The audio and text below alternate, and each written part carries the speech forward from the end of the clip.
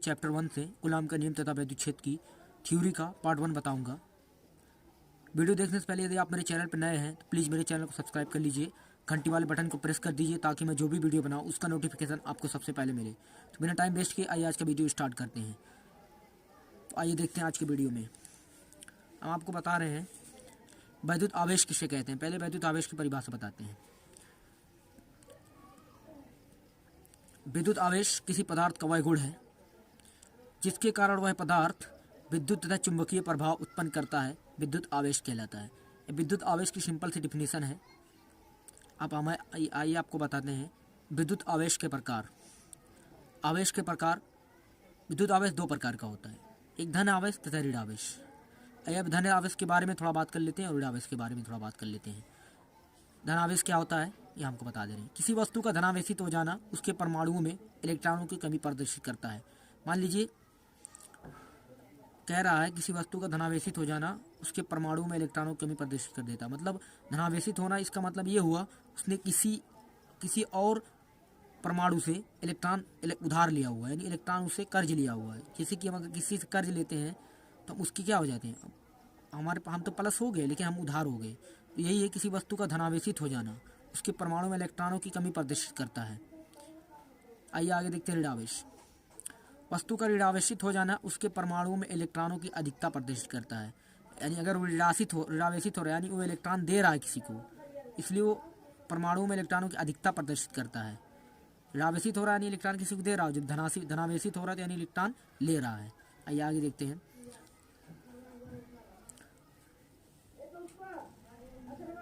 वैद्युत आवेश का संरक्षण का नियम क्या कहता है। प्रकृति में पाए जाने वाला कुल आवेश हमेशा संरक्षित रहता है, अर्थात आवेश को ना तो उत्पन्न किया जा सकता है और ना ही नष्ट किया जा सकता है। मतलब ये हुआ आवेश को ना तो आप उत्पन्न कर सकते हैं ना ही नष्ट कर सकते हैं। आइए आगे देखते हैं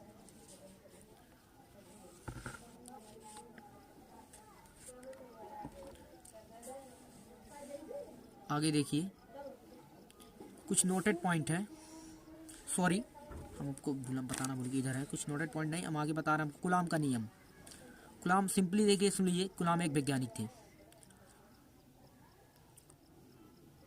जिन्होंने बताया था कि अगर हम दो आवेशों को कुछ दूरी पर रख दें तो उनके बीच एक बल कार्य करता है जो तो या तो आकर्षण हो सकता है या तो प्रतिकर्षण हो सकता है।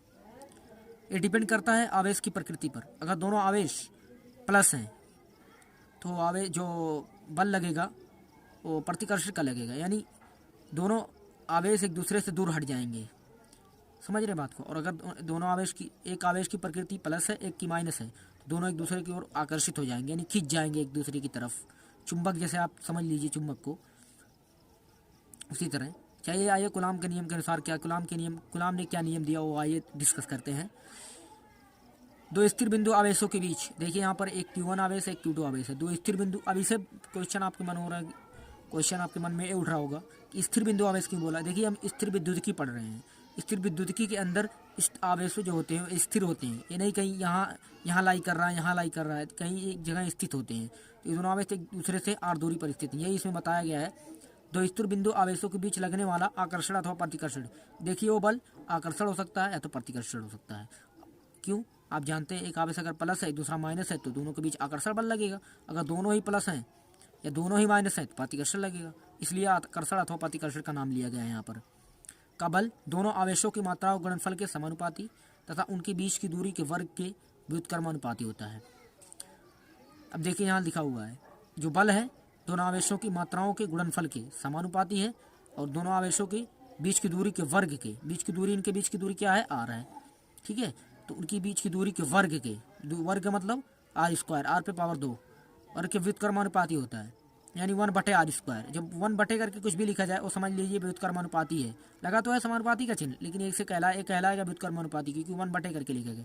हमने इसको समीकरण 1 बना लिया, इसको समीकरण 2 बना लिया।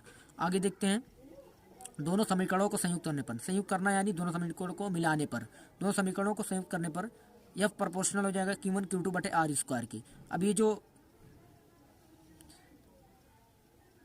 ये जो प्रोपोर्शनल का चिन्ह है यानी अनुक्रमानुपाती जो चिन्ह है हटेगा तो एक नियतांक आ जाएगा K Q1 Q2/r²। अब आइए हम आपको बता दें ये K क्या है।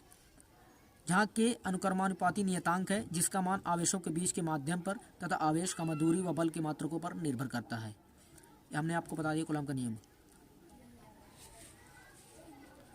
आइए आगे देखते हैं। आइए हम आगे बताएंगे आपको कुछ चीज़ें हैं जो जानना आपके लिए बहुत इम्पोर्टेंट है।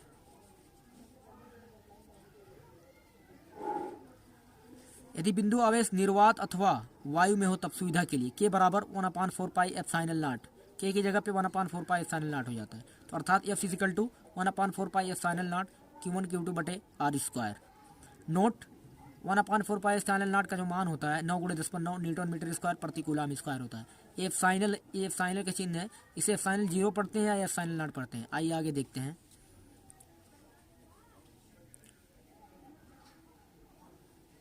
एप्सिलॉन नॉट का आंकिक मान तथा मात्रक तथा विमीय सूत्र हम आपको गणना करके बताएंगे।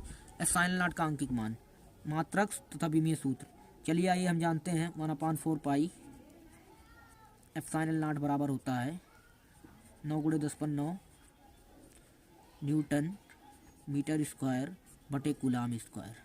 चलिए हम इसमें गुणा कर देते हैं पूरा। तो 1 इजिकल टू हो जाएगा 9 × 10⁻⁹ न्यूटन मीटर स्क्वायर पूरा का बटे कूलम स्क्वायर। आइए हम आपको इधर थोड़ा करते हैं, जगह कम है। तो अब इधर देखिए, सॉरी किसका गुणा हमने किया, 4 पाई एप्सिलॉन नॉट का, एप्सिलॉन नॉट का। तो इधर हो जाएगा C स्क्वायर, इसका C स्क्वायर का इसमें 1 में होगा। C square equal to 9 × 10⁻⁹ newton metre square गुणे 4 पाई एप्सिलॉन नॉट। हमको चाहिए केवल एप्सिलॉन नॉट, बाकी सबको हम क्या करेंगे, इधर भेज देंगे। तो ये गुणे में इधर है, इधर आएगा तो भाग में हो जाएगा। ये समीकरण का नियम होता है। C स्क्वायर बटे 9 × 10⁻⁹ newton metre square into 4 pi equal to epsilon naught. या इसको बस इस तरीके से लिख सकते हैं आप। देखिए दोनों बराबर के चिन्ह है, इसको चाहे इधर लिख दें, इसको इधर लिख दें, कोई फ़र्क नहीं पड़ता। तो इधर हो जाएगा कूलम स्क्वायर C स्क्वायर बटे न्यूटन मीटर स्क्वायर, मात्रा को एक तरफ कर लेते हैं, गुणे 1/9 × 10⁻⁴ 4 × 4 गुणे पाई का मान 3.14 होता है। एप्सिलॉन नॉट इजकल टू हो जाएगा कूलम स्क्वायर। ये देखिए इंग्लिश में C लिखा हुआ है, इसका मतलब कूलम आप समझिएगा, कूलम स्क्वायर प्रति न्यूटन मीटर स्क्वायर।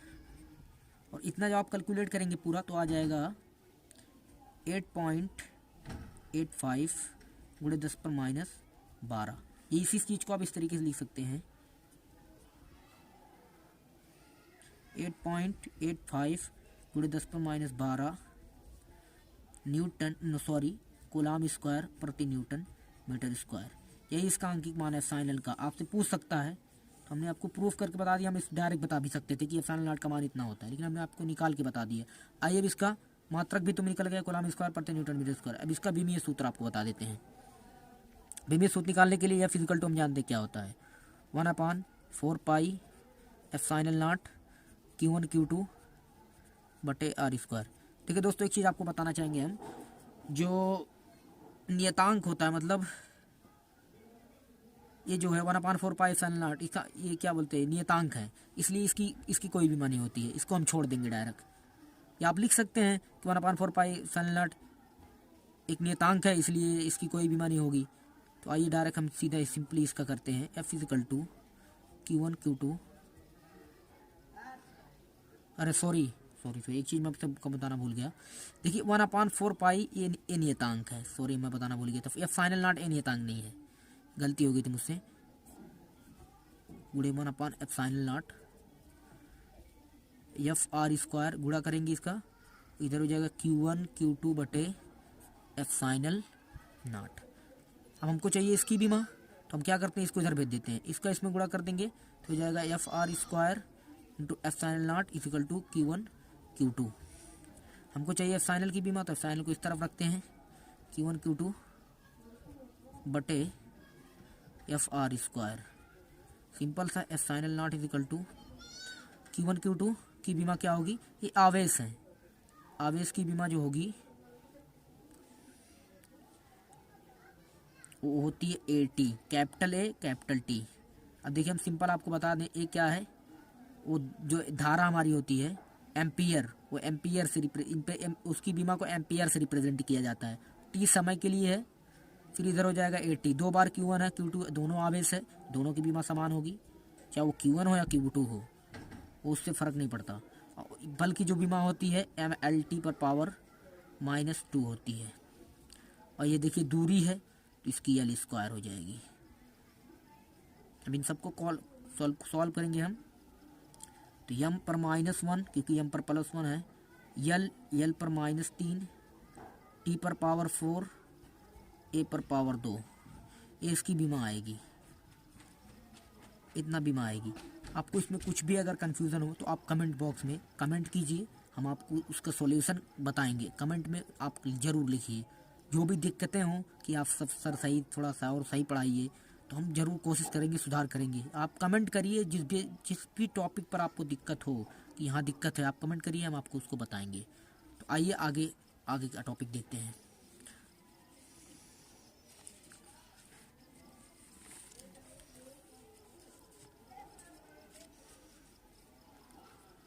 आइए आगे देखते हैं। वैद्युत आवेश तो आपको बता चुका हूँ मैं। कुछ नोटेड पॉइंट है वो हमने आपके लिए स्पेशली लिखा हुआ है। यदि आवेशों के मध्य कोई परावैद्युत हो, परावैद्युत क्या होता है? कुचालक पदार्थ जिसमें जो है क्या बोलते हैं, वैद्युत धारा का प्रवाह नहीं हो सकता, जिसमें वैद्युत धारा बह नहीं सकती, उसे हम परावैद्युत कहते हैं। मोम हो गई, कांच हो गया, तो उनके बीच लगने वाला विद्युत बल जो होता है घट जाता है। यदि आवेशों के बीच दो आवेश हैं वो रखे हुए हैं, उनके बीच कोई परावैद्युत हो तो उनके बीच जो लगेगा बल लगेगा वो घट जाता है। आइए आगे देखते हैं। वैद्युत क्षेत्र की तीव्रता की परिभाषा तथा मात्रक विमा। हम आपको वैद्युत क्षेत्र की तीव्रता की परिभाषा, मात्रक, विमा बताएंगे। आइए स्टार्ट करते हैं। वैद्युत क्षेत्र में एकांक आवेश पर, अब वैद्युत क्षेत्र है, वैद्युत क्षेत्र किसे कहते हैं? देखिए वैद्युत क्षेत्र जो होता है ऐसा क्षेत्र होता है जहाँ कोई अन्य आवेश आकर्षण अथवा प्रतिकर्षण का अनुभव करता है, समझिए, वो वैद्युत क्षेत्र होता है। वैद्युत क्षेत्र में एकांक आवेश पर जितना बल लगता है उसे वैद्युत क्षेत्र की तीव्रता कहते हैं। इसे कैपिटल ई से प्रदर्शित करते हैं। इसका सूत्र क्या होता है? E = F/Q। इसी सूत्र से भी आप लिख सकते हैं कि बल तथा आवेश के अनुपात को हम वैद्युत क्षेत्र की तीव्रता कहते हैं, या फिर जो स्टैंडर्ड डेफिनेशन है वो बुक के हिसाब से और उसके हिसाब से यही है। वैद्युत क्षेत्र में एकांक आवेश पर जितना बल लगता है उसे वैद्युत क्षेत्र की तीव्रता कहते हैं। इसे कैपिटल ई से प्रदर्शित करते हैं, E = F/Q। इसी सूत्र से इसकी डिफिनेशन लिखी गई है। अब आइए इसके मात्रक के बारे में चर्चा कर लेते हैं। इसका मात्रक जो होता है F/E का मात्रक निकालना है तो E का सूत्र पता होना चाहिए। E का मात्रक बराबर F/Q का मात्रक। इसका मतलब ब्रैकेट का मतलब फ्रेंड से होता है कि F का भी मात्रक कहलाएगा, Q का भी मात्रक कहलाएगा। यानी F का भी मात्रक चाहिए, Q का भी मात्रक चाहिए, तब हमको E का मात्रक मिलेगा। आपको पता होगा अगर 3 राशि दी हुई है, अगर उसमें से 2 राशि का मान पता है हमको, तो तीसरी राशि का मान निकल जाता है। तो F का मात्रक क्या होता है? न्यूटन होता है। Q का मात्रक Q आवेश है, F है बल है, या आवेश है, तो आवेश का मात्रक कूलाम होता है। सिंपल। E का मात्रक न्यूटन प्रति कूलाम। आपको बोर्ड परीक्षा में वो मोस्ट ऑब्जेक्टिव क्वेश्चन में पूछा जा सकता है कि वैद्युत क्षेत्र की तीव्रता का मात्रक क्या होता है, उसका सूत्र क्या होता है, ये पूछ सकते हैं आपसे। उसकी बीमा भी पूछ सकते हैं। तो बीमीय सूत्र हम आपको यहाँ देखिए, गणना हमने पहले से की हुई है, करके दिखाना नहीं है। इसका मतलब ये नहीं कि हमने पहले से गणना करी तो हम कहीं से नकल करके लाएँ, ऐसा नहीं है दोस्तों। हम उसको ज़्यादा टाइम लगेगा भी, हम लिखेंगे, इससे अच्छा हम लिख लिए हैं, आपको समझा दे रहे हैं। तो हमको चाहिए E का बीमीय सूत्र, तो हमें F की बीमा पता होनी चाहिए, Q की बीमा पता होनी चाहिए। तो बल की बीमा क्या होती है? अभी हमने बताया MLT पर पावर -2। MLT पर पावर -2। M जो है ये मास है, द्रव्यमान है, वो सूत्र होता है F का, उसी से निकाला गया MLT पर पावर -2। और Q की बीमा जो इससे निकली हुई, इस सूत्र से निकली हुई है। जो सूत्र Q = IT है, Q बराबर, अगर Q की बीमा निकालनी है तो ये धारा है, धारा का मात्रक एम्पियर होता है, तो एम्पियर जो धारा की जो बीमा होती है वो कैपिटल A से लिखी जाती है। कुछ स्टैंडर्ड बीमाएं होती हैं जिन्हें हम पहले से समय के लिए T लिखते हैं, द्रव्यमान के लिए M लिखते हैं, उन्हें बदला नहीं जा सकता, तो ये 80 हो जाएगी। तो इसकी जगह पे 80 रखा हुआ गया। फिर इसको जब सॉल्व किया गया तो MLT पर पावर -3A आया। ये आपकी हो गया ये।